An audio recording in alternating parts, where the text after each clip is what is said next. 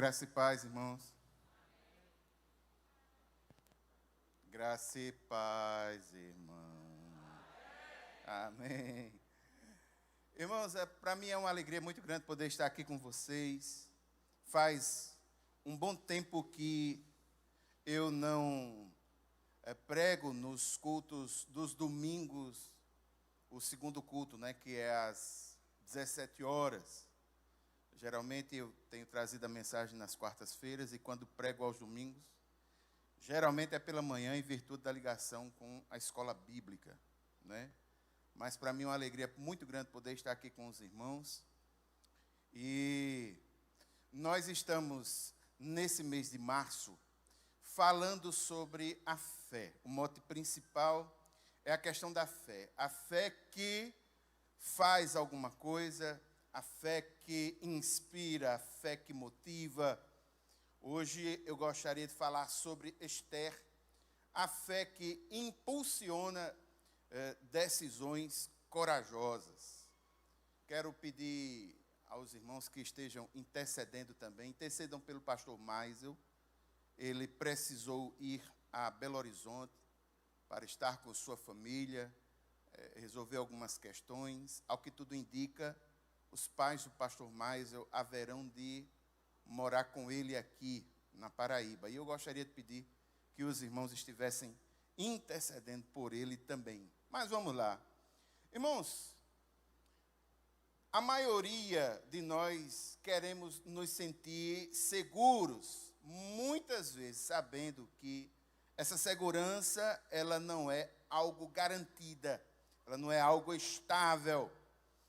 Por exemplo, nós lutamos para adquirir os nossos bens, a gente luta para comprar um carro, luta para ter os bens no escritório, luta para ter uma casa, mas sabendo que essas coisas elas não são estáveis, porque nós que temos um carro, não temos a garantia de que na esquina, próximo de nossa casa, ao sair, alguém venha e bata. Isso pode acontecer. Os bens materiais, eles podem ser destruídos, eles podem ser perdidos. Bens, muitas vezes, como por exemplo, aquele pessoal que agora está sofrendo lá em Petrópolis, perdendo as suas casas. Existem casas que são construções muito simples, mas se você prestar atenção bem direitinho, existem casas robustas, grandes, que também foram afetadas pelo mesmo mal. Não temos como garantir, digamos assim, nada em relação aos bens, muito embora alguns deles pareçam ser bem garantidos, mas isso aí é só sensação. Irmãos, nós não temos como garantir beleza e saúde. Não vou falar tanto na questão da beleza, que não é o meu forte.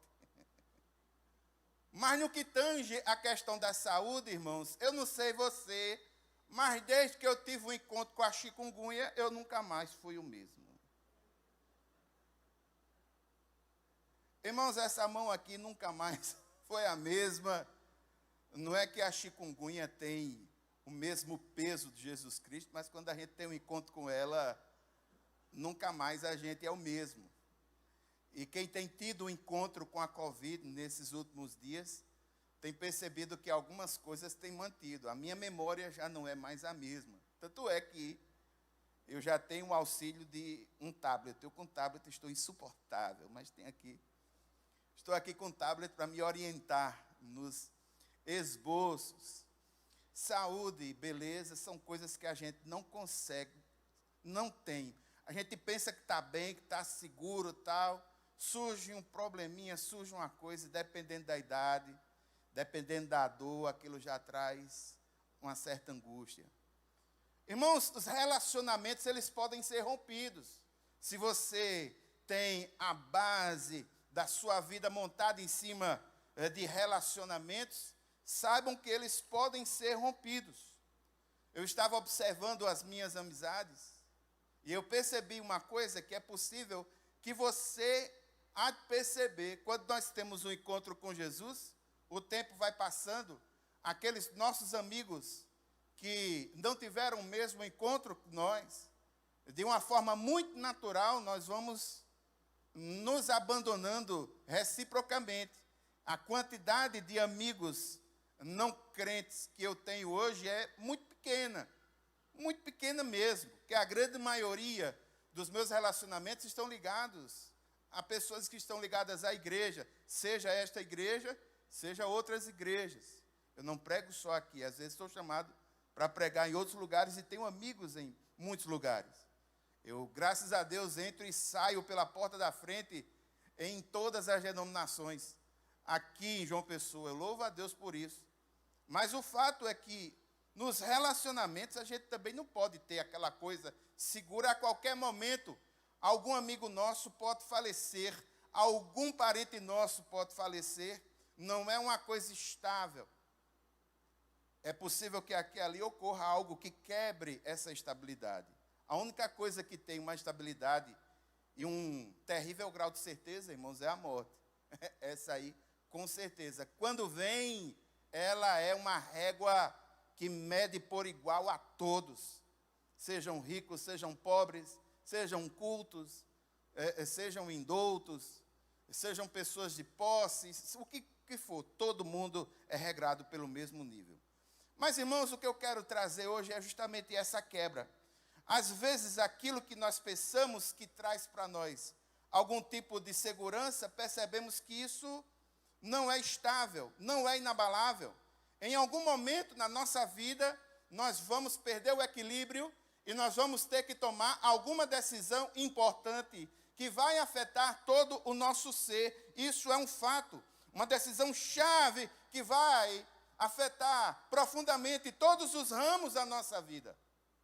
Gostaria que você pensasse, por exemplo, Moisés, quando ele é utilizado por Deus para retirar o povo hebreu do Egito a caminho da terra prometida. Houve um certo momento na vida de Moisés, que atrás ele tinha os carros de Faraó, no meio, junto com ele, ele tinha um povo imaturo e assustado. E na frente dele havia um mar vermelho e ele não podia ir para trás. Ele não podia ouvir as demandas do povo e ele tinha que ir para frente. Inevitavelmente ir para frente. A decisão era ir para frente e enfrentar o mar vermelho. Não pode mais recuar. Muitas vezes nós nos deparamos com situações assim.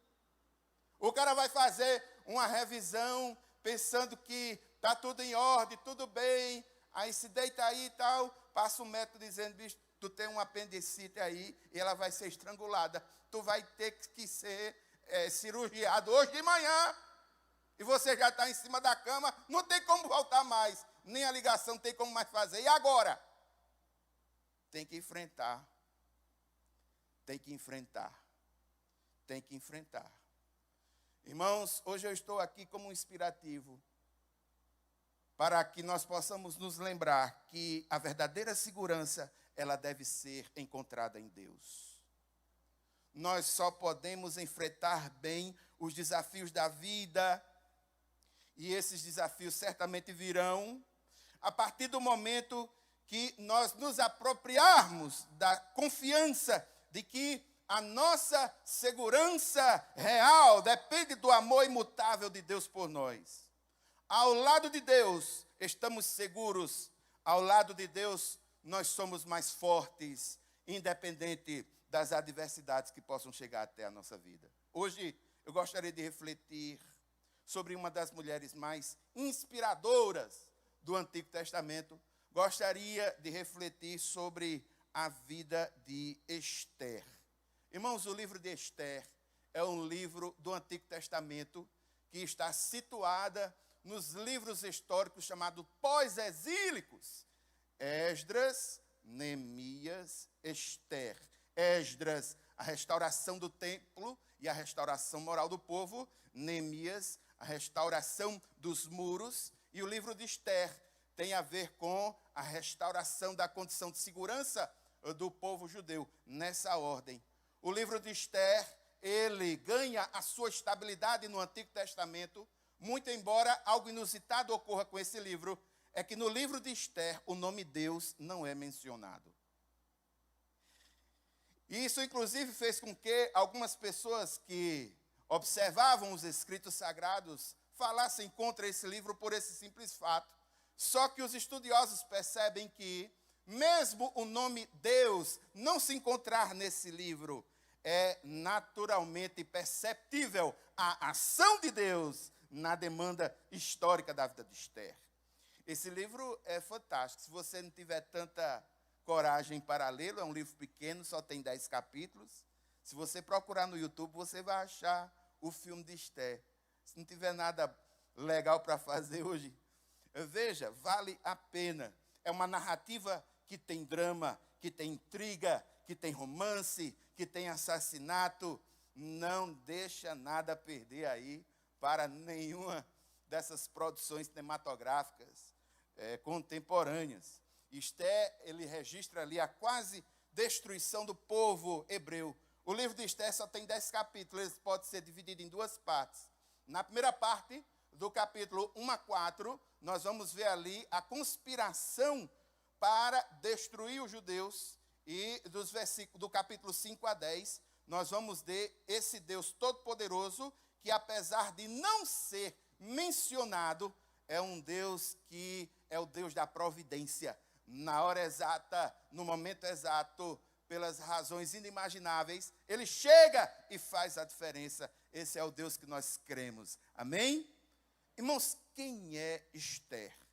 Eu vou precisar fazer um resumo da vida de Esther. Esther, irmãos, era uma das muitas judias exiladas na Pérsia, que havia resolvido não sair da Pérsia, voltando para Judá, para a Palestina. Como eu falei, o livro de Esther relata um momento pós-exílico. Depois da queda de Salomão, o povo hebreu, ele se divide em dois grandes grupos. Os grupos do norte, com as 10 tribos, e as 2 tribos do sul, Judá e Benjamim. O primeiro grupo com centro em Samaria, o segundo grupo com centro em Israel. Depois que tem essa divisão, naturalmente, o povo dividido fica mais fraco. As tribos do norte foram subjugadas pelos assírios. E anos mais tarde, as tribos do sul foram subjugadas pelos babilônicos. O templo foi destruído. Só que os babilônicos, eles não ficam no poder para sempre. Depois dos babilônicos, entra o reino persa. Não é o reino persa puro, é o reino da Pérsia junto com a Medeia. É o reino chamado Reino Medo-Persa. E quem estava à frente desse reinado era um rei chamado Xerxes, em algumas Bíblias. Em outras Bíblias, Assuero. Não se preocupe, é a mesma pessoa, só que as expressões linguísticas de distinção do nome são diferentes. Assuero é o mesmo Xerxes I. Os eventos de Esther ocorreram quase que 480 anos antes do nascimento de Jesus. Aquilo que acontece no livro de Esther está envolvido nos capítulos 6 e 7 no livro de Esdras. Os livros pós-exílicos, eles têm uma sincronia um com o outro. O que foi que aconteceu, irmãos? O resumo dos capítulos 1 a 4.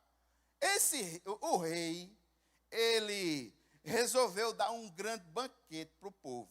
Olha, eu não vou fazer o resumo nos seus pormenores, não. Eu vou fazer uma paráfrase do meu jeitão, viu? Então, irmãos, esse rei foi fazer uma festa para ele e tal, banquete, chamou toda a sua galera, aí encheu a lata, e estava ali doidão. Aí, para se mostrar, e mostrar o seu poderio, e mostrar a sua garra e tal, manda chamar a rainha Vasti, sua rainha, para que ela pudesse vir e mostrasse em sua beleza, em sua pompa. Na realidade, as motivações para que Vasti pudesse aparecer não eram motivações boas. E Vasti captou essa ideia e ela disse, eu não vou não. E quando Vasti se recusou a ir para essa festa nababesca do rei Xerxes, quando ela deixa de ir, esse rei fica invocado com ela, remove ela do reinado, e, a grosso modo, esse rei propõe um tremendo concurso de beleza no seu reinado, à luz daquela época, para que pudesse eleger uma nova ocupante para essa coroa da rainha.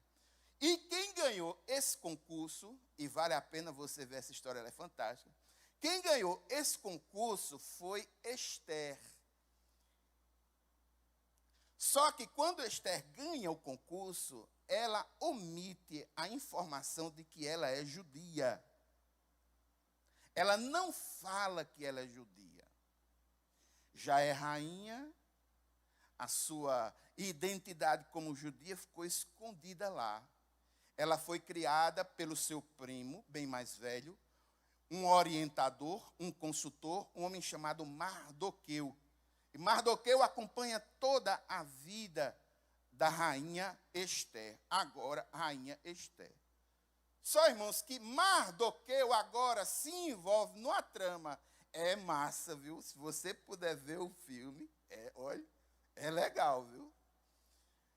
Aí, Mardoqueu, ele se envolve numa trama. Qual é a trama? Ele se envolve numa querela com Amã, um dos príncipes do rei Assuero. Qual era o problema? O problema é que Amã, como um dos príncipes do rei Assuero, todas as vezes que passava nos lugares públicos, ele exigia, e era uma praxe daquele momento, sendo ele um dos príncipes de Assuero, o povo, quando via o príncipe, o que é que fazia? Se ajoelhava e botava tal. Só que Mardoqueu, primo de Ester, ficava em pé, encarava. Ajoelho não.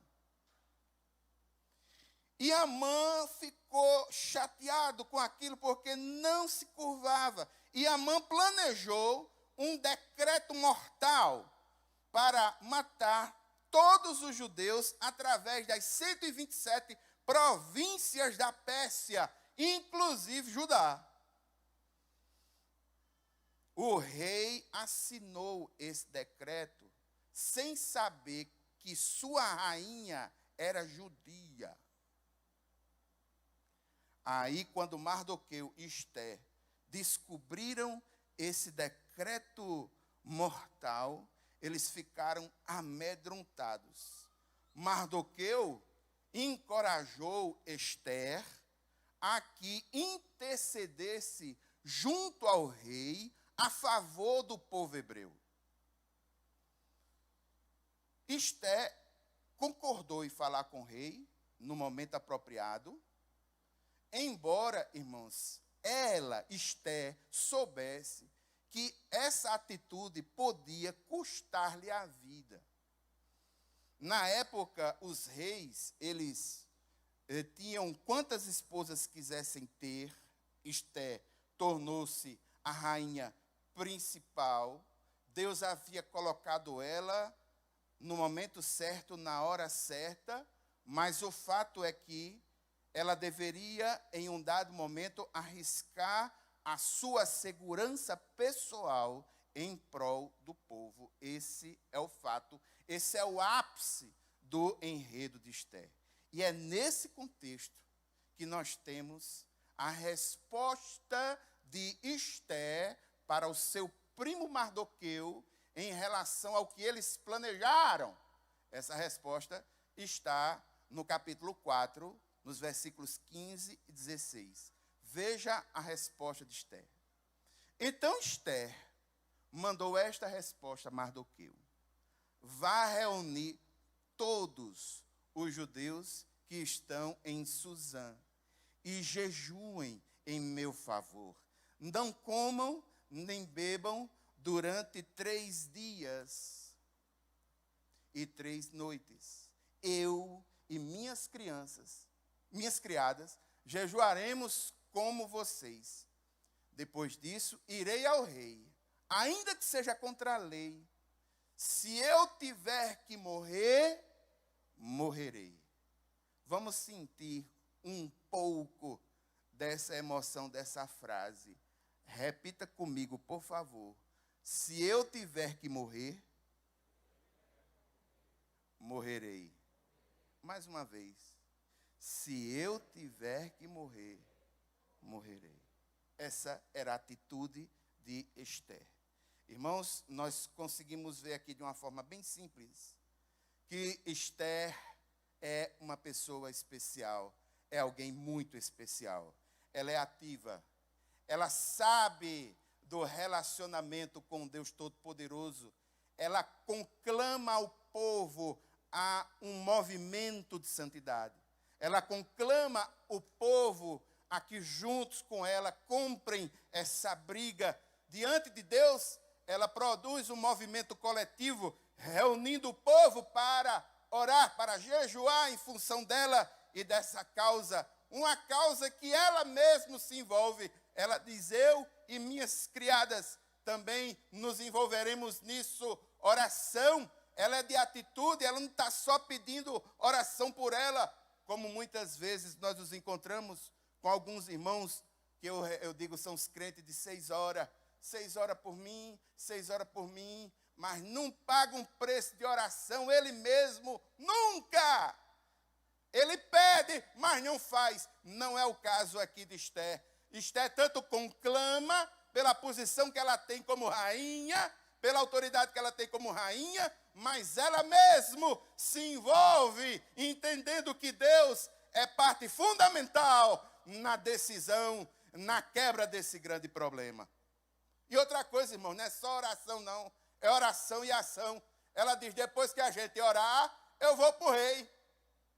Eu sei que não estou fazendo algo que é da legislação, é contra a lei, mas se eu tiver que morrer, paciência.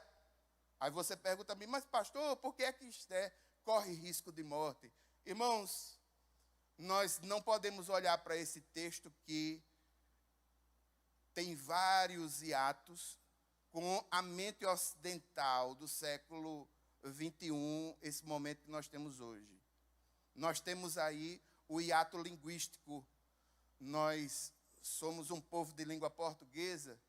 Esse texto é baseado em línguas e culturas orientais. Nós temos o hiato geográfico. Isso aqui não está acontecendo em nenhum bairro aqui de João Pessoa. Esther não é de Jaguaribe. Nós estamos falando aqui algo que está ocorrendo na Pérsia.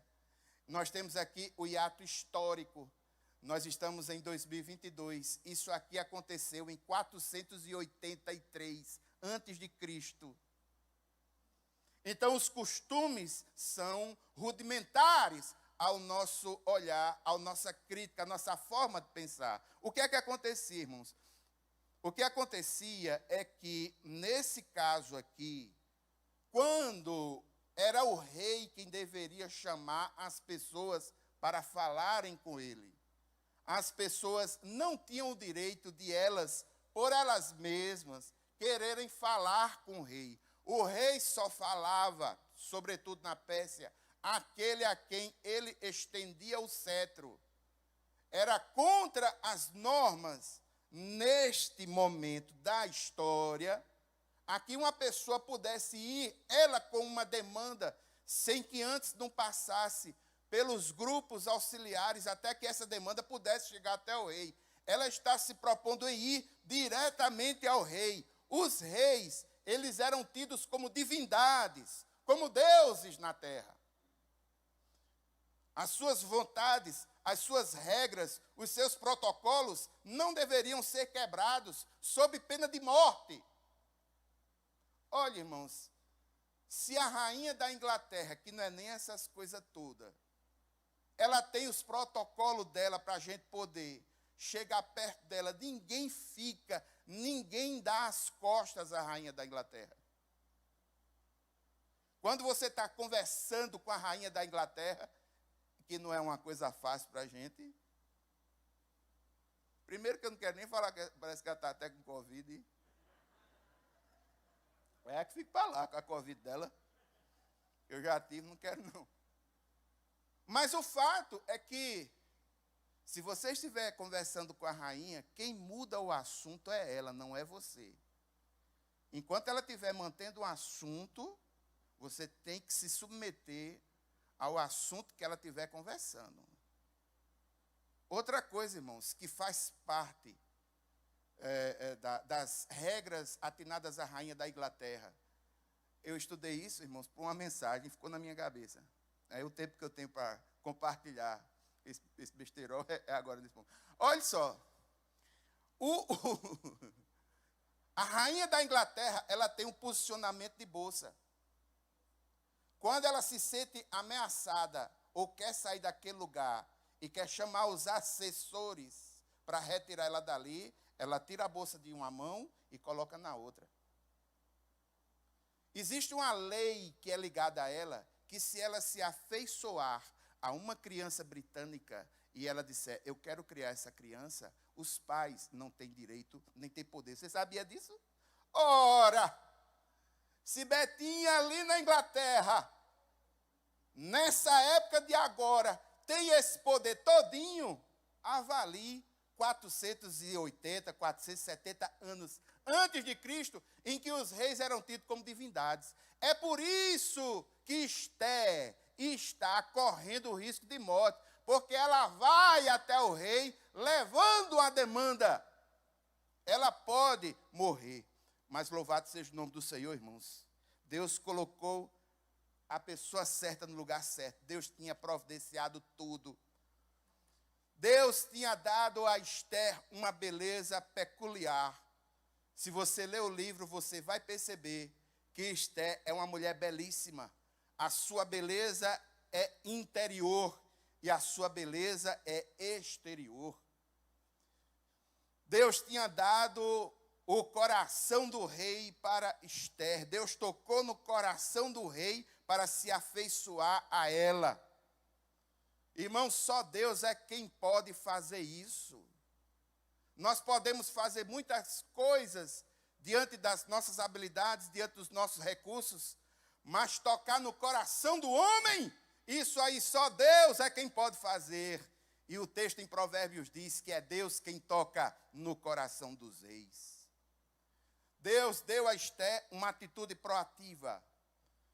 Fez com que ela tivesse um coração sensível para ouvir os conselhos de Mardoqueu, seu primo. Sabe por quê, irmãos? Vamos pensar direitinho. Esther era uma pessoa pobre, discriminada, ganha um concurso de beleza. Depois que ganha o concurso de beleza, vai ser rainha, juntamente com um império que estava dominando todo o mundo antigo naquele momento. Uma ascensão absurda. De uma hora para outra, ela sai dos escombros de um povo discriminado para ser uma pessoa importante dentro de um império estrangeiro. Aquilo poderia ter subido para o coração dela, ter subido para a mente dela, ela ter dito assim, agora que eu sou rainha, o resto que se arrebente. Não podia? Podia. O povo aqui no Brasil não tem nem essas coisas todas. Quando a fama chega, faz muito pior. Basta ganhar 500 conto no BBB, parece que... Avalie ela como ser humano, mas ela tinha um espírito ensinável. Irmãos, Deus deu a ela uma inteligência, deu discernimento para entender o momento, fazer um planejamento efetivo. Esther não é uma doida ativista que bota a mão na cabeça, ai meu Deus, arrogante. Não, estabanada. Não, Esther é proativa. Ela entende a situação. Ela é rainha de verdade, rainha de atitude. E Deus deu a ela um coração grandioso, que se preocupava mais com os outros do que com a sua própria segurança. Esther pode dizer, com todas as palavras, aquilo que é possível que muitos de nós tenhamos a consciência, mas não tenhamos a vivência.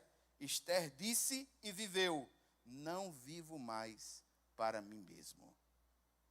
E ela está aí, elaborou os planos cuidadosamente, pediu aos judeus que jejuassem, e quando foi no dia, ela vai à presença de Assuero, e ele estende o cedro, e pede que ela se aproxime e fale.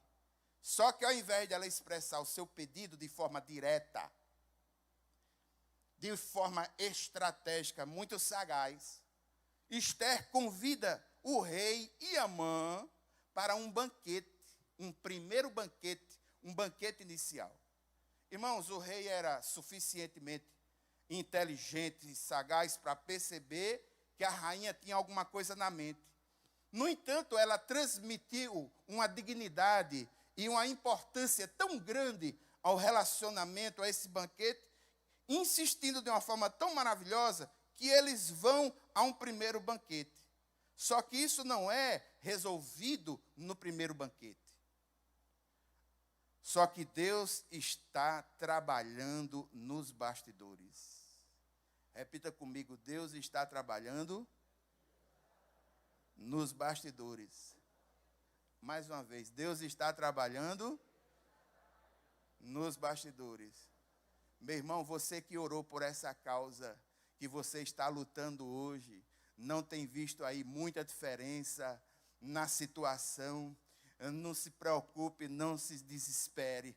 Se você já fez a sua primeira parte, entenda que Deus também está trabalhando nos bastidores. Mas dia ou menos dia, o momento propício haverá de ocorrer. E ocorreu. Só que antes disso, Deus trabalhando nos bastidores, fez com que o rei lesse os registros históricos do reino, e lá ele descobriu que Mardoqueu, primo de Esther, havia salvo a sua vida no passado. Então Assuero não perdeu tempo, colocou no seu coração para honrar Mardoqueu de forma específica, de forma especial.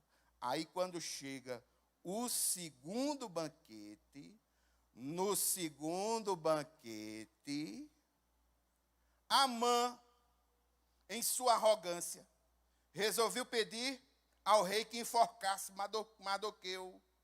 Mas Deus transformou essa circunstância. E ao invés disso, Amã foi enforcado no lugar de Mardoqueu. E Mardoqueu foi recompensado por ter frustrado uma trama de assassinato contra o rei. Aquilo que Amã havia conspirado contra Mardoqueu, Deus fez acontecer com ele mesmo. Esther arriscou-se bravamente, só que ela revelou que ela era judia, salientou que Amã era aquele que havia enganado o rei de forma a conseguir que o decreto fosse assinado. E aqui um problema, irmãos, porque o decreto persa, uma vez assinado, ele não poderia ser revogado. E agora, o que fazer? Mardoqueu dá a sugestão, é acatada. O rei emitiu uma outra ordem, permitindo aos judeus que se defendessem no dia em que o decreto mortal de Amã fosse posto em prática. Ou seja, o rei autorizou a que o povo judeu se defendesse quando os decretos de morte de Amã fossem executados pelos soldados persas. Então, os judeus liderados por Mardoqueu tiveram uma estrondosa vitória, derrotaram seus inimigos. Essa vitória foi tão importante para esse povo, irmãos, que até hoje existe uma festa que é inspirada nessa grande vitória. Essa festa tem nome, chama-se Purim. E na festa de Purim, o livro de Esther é lido, sobretudo entre os judeus da teologia ortodoxa.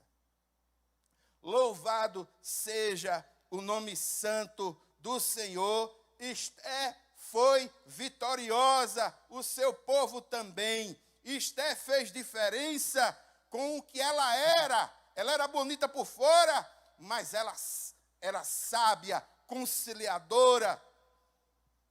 Ela fez diferença com o que ela tinha, os seus dons, sua habilidade, suas aptidões e, sobretudo, o seu cargo, sua posição. Ela não entendeu que fossem maiores do que o Deus Todo-Poderoso. Ela colocou tudo isso aos pés do Senhor.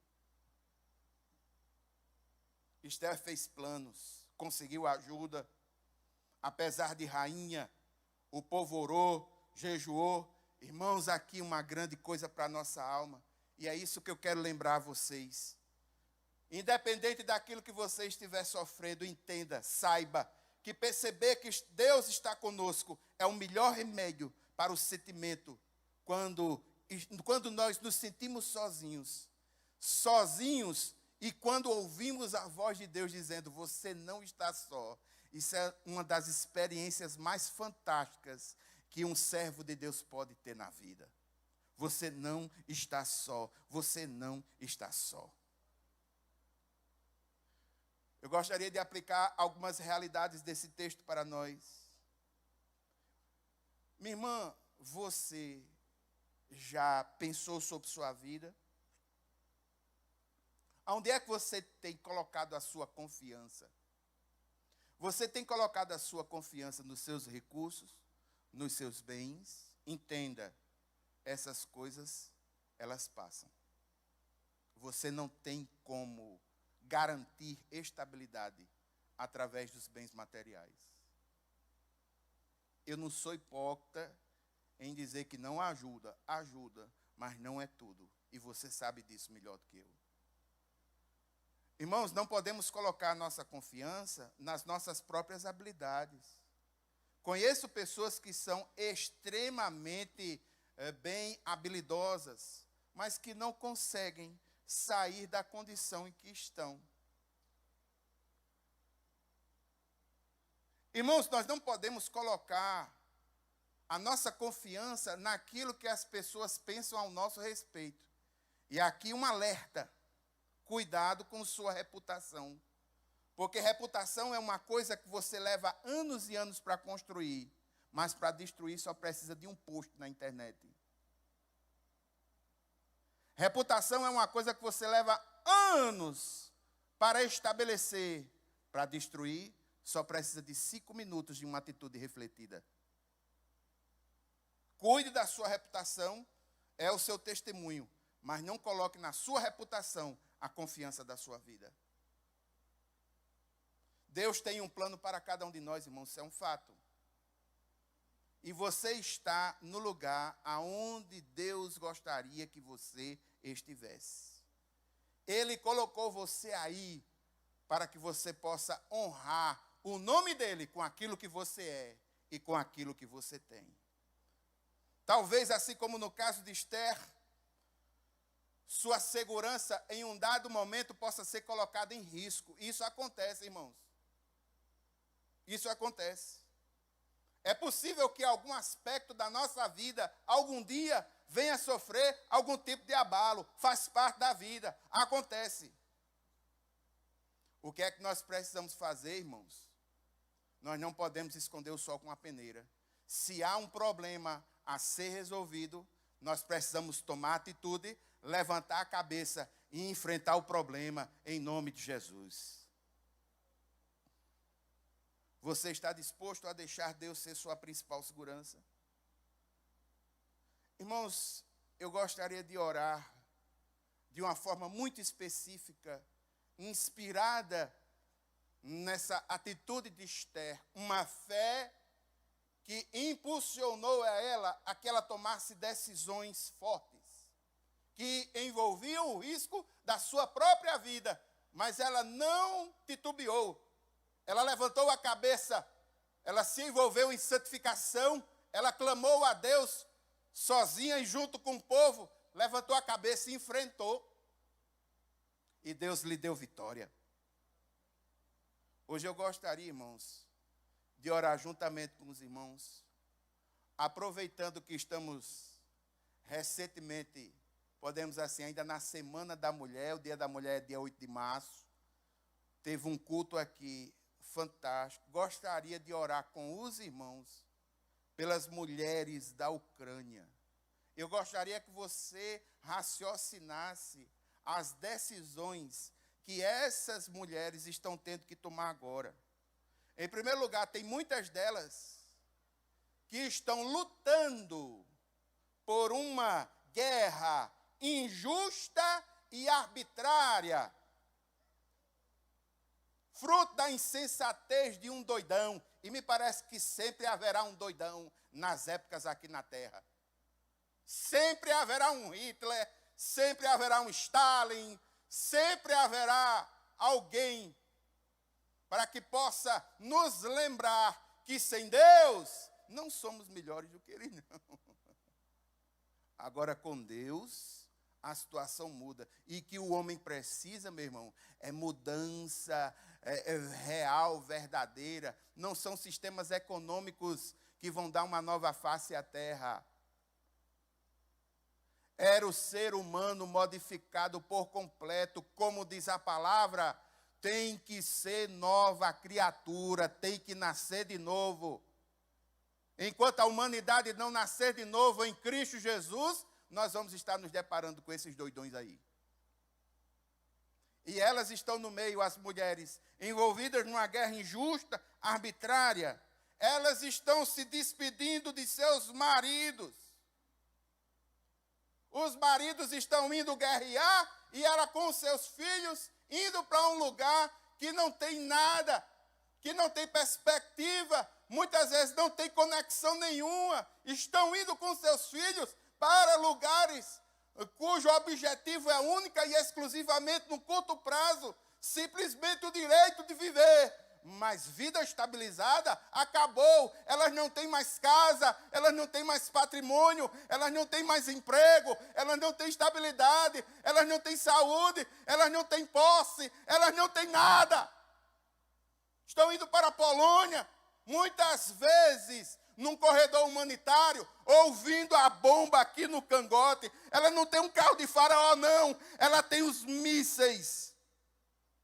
E elas estão correndo com as crianças, coitadas, que agora vai ter que criar sozinha, porque é possível que esse pai vá morrer lá na frente, numa frente de batalha. É essa mulher que nós precisamos orar por ela hoje. Elas estão indo sem perspectiva nenhuma para lugares diferentes. Mais de 3 milhões, ou pelo menos até agora, pelo menos 3 milhões de refugiados deixando aquele lugar. Gente, é muita gente saindo, indo para países que não estavam preparados para recebê-los, modificando toda uma estrutura social na Europa. E você pensa que isso não vai afetar aqui a nós? Vai! As afetações já começaram. Nós precisamos clamar ao Deus Todo-Poderoso para que dê força a elas. E que Ele coloque um fim nisso, porque só Ele é quem pode colocar um ponto final. Sentadinho como você está. Eu gostaria que você, juntamente comigo, orasse pelas mulheres ucranianas. São verdadeiras Esther que estão lá tomando decisões fortes. Algumas delas batalhando juntamente com homens. Eu vi o testemunho de uma essa semana, formada em economia. Já tinha batalhado em outras batalhas pela Ucrânia no passado e agora estava batalhando novamente com o seu riflezinho ali, conversando com o repórter. Olhar fixo, atitude, a postura, firmeza. Eu digo, eita, essa é um Esther. Que tem atitude, que tem firmeza, que tem postura, que levanta a cabeça e que vai enfrentar o problema. Sem mimimi, sem nhenhenhen. Está fazendo o que precisa ser feito. Eita, mulher raçuda. Vamos orar por essas mulheres. Curve sua cabeça por um instante. Pai, nesse momento, como igreja do Senhor, nós queremos colocar diante de Ti, Senhor, essas mulheres ucranianas. Nós queremos Te pedir, Deus, que o Senhor seja com elas, com aquelas que estão enfrentando os ataques, juntamente com os homens na linha de frente contra os russos. Eu quero Te pedir, meu Deus, em nome de Jesus, que o Senhor seja com elas ali. Protege-as, meu Deus, meu Pai. Mas eu também quero Te pedir, Senhor, por aquelas que estão com os filhos indo para lugares que elas nem imaginavam, sem estrutura nenhuma, em países diferentes. Muitas dessas pessoas não têm familiares nesses lugares, não vão ter base. Eu quero Te pedir, meu Deus, que o Senhor levante a igreja, levante ONGs, o que quer que seja, mas que elas sejam recebidas, que elas possam ter a sua dor atenuada nesse momento tão terrível. Meu Pai eterno, nós oramos por essas mulheres, oramos no nome de Jesus. Amém.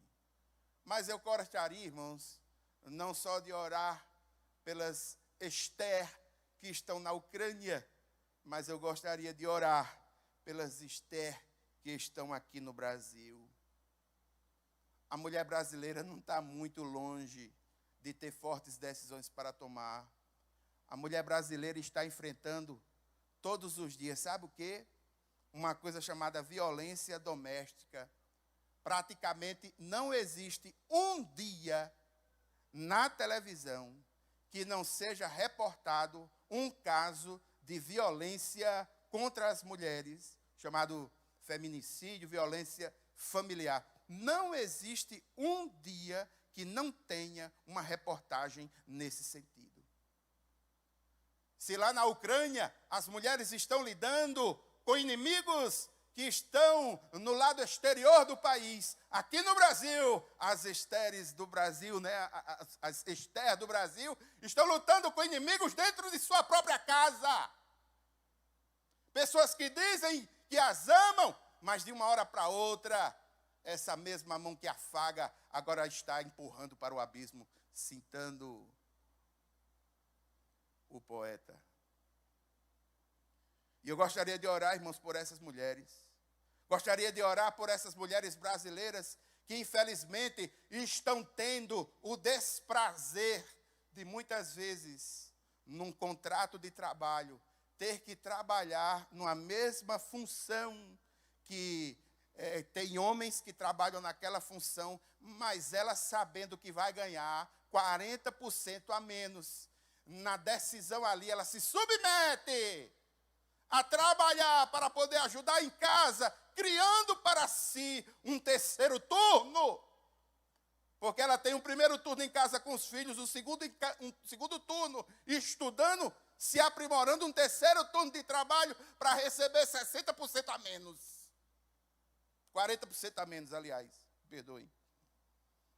Mulheres que são consideradas como objetos nas músicas funk. Irmãos, eu não sei o que é que impede a legislação brasileira de acabar com a incitação ao ódio e a objetivação. As mulheres estão sendo transformadas em objeto a partir das expressões musicais.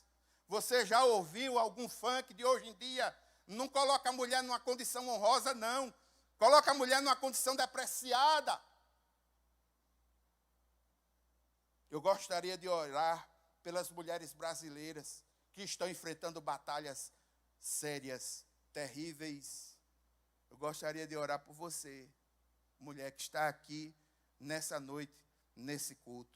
E de uma forma muito simbólica, eu gostaria de pedir que as mulheres que estão aqui na igreja, nesse momento, ficassem em pé, em nome de Jesus, nos lugares onde estão, para que nós possamos orar por vocês.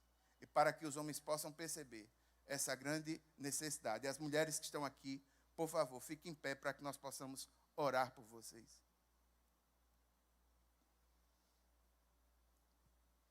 E orando por vocês, nós vamos estar intercedendo pelas mulheres no Brasil.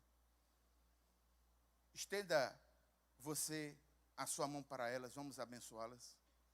Pai eterno e santo, Deus poderoso, muito obrigado, Senhor. Muito obrigado, meu Deus, por essas mulheres aqui na igreja, que estão à frente de ministério, que são fundamentos em suas casas, colunas, que têm sido colunas da igreja, que estão em todos os ministérios praticamente aqui na IEB, que são fortes, são ativas, mas nós precisamos reconhecer que a mulher no Brasil também enfrenta uma batalha. Não é como a mulher na Ucrânia, mas é uma batalha forte. Muitas estão lutando, Senhor, contra a violência doméstica lá fora. E eu quero te pedir, meu Deus, em nome de Jesus, que o Senhor entre com provisão nessa causa. Eu quero te pedir, Senhor, que o Senhor dê conforto, dê saúde, as faça levantar a cabeça que sejam rejuvenescidas amanhã, quando as tuas misericórdias se renovarem sobre elas, que as forças delas estejam renovadas também, meu Deus. Pai eterno e santo, eu quero te pedir uma bênção específica para cada mãe, para cada tia, avó, filha, sobrinha, neta que está aqui neste culto, nesta noite, que está nos vendo pela internet. Meu Deus, meu Pai, que haja graça e que haja sabedoria na vida delas. Como igreja do Senhor, nós as abençoamos em nome de Jesus. A igreja diz, amém. Podem sentar. Mas eu gostaria de pedir que você orasse, juntamente comigo agora, mas orasse em silêncio. Eu falei em grandes decisões. E existe uma decisão importante, que muitas vezes, muitos de nós nos envolvemos. Decisões que precisam ser tomadas durante a semana. Problemas que precisam ser resolvidos durante a semana. E que simplesmente não temos a menor ideia de como isso vai ser resolvido.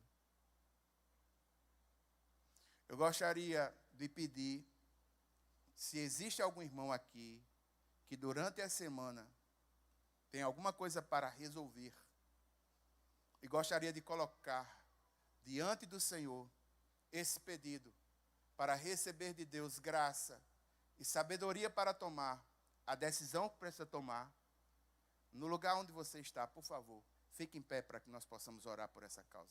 Amém, amém, amém, amém, amém. Os irmãos que estão próximos a esses irmãos, estendo as mãos para eles, por favor. Pai eterno e santo, esses irmãos se levantaram dizendo, eu tenho uma causa e preciso da ajuda do Senhor, da sabedoria do céu para tomar decisão.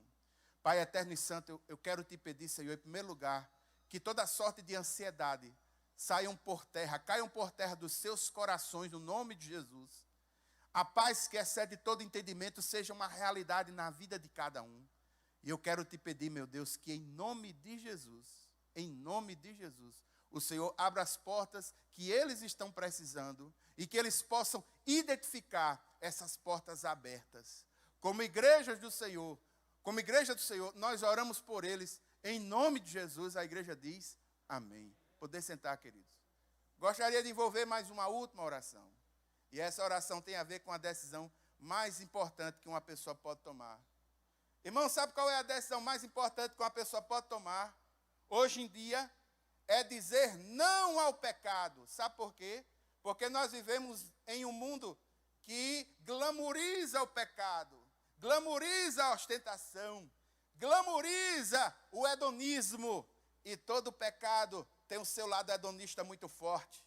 E é difícil se livrar do pecado, a não ser que a pessoa tome uma decisão. E nessa decisão ela diga, eu não quero mais o pecado em minha vida. Essa é a primeira decisão que precisa ser tomada, mas que está associada a uma outra decisão, porque a pessoa não pode se livrar do pecado sozinho. Ela não tem, pelos seus próprios méritos, como se livrar do pecado. E é aí onde a palavra de Deus entra, dizendo que Deus nos amou e providenciou um escape para os nossos pecados. E esse escape está em Jesus Cristo. É Jesus quem pode nos ajudar a nos libertar, nos livrar dos nossos pecados e termos um relacionamento com Ele de forma profunda. Eu gostaria de perguntar, não vou demorar, mas gostaria de perguntar se existe alguém aqui que gostaria de reatar ou fazer hoje à noite uma renovação, ou então, no caso, o seu encontro com o Senhor, dizendo, eu não quero mais uma vida de pecado, eu quero que o Senhor dirija a minha vida, e eu entrego a minha vida ao Senhor através de Cristo Jesus. Eu quero entregar a minha vida ao Senhor nessa noite. Existe alguém assim? Por favor, venha até aqui à frente que a gente quer interceder por você. E eu quero todo mundo sentado para ser bem difícil. Não vou botar ninguém em pé não, quero que você ore, eu quero todo mundo sentado para ser bem difícil. Decisão mesmo que seja feita com sensibilidade, mas que seja feita com razão, que a pessoa possa chegar aqui sabendo o que está fazendo. Também não vou demorar não, porque aquilo que eu estou oferecendo não é bem de feira, nem está em promoção.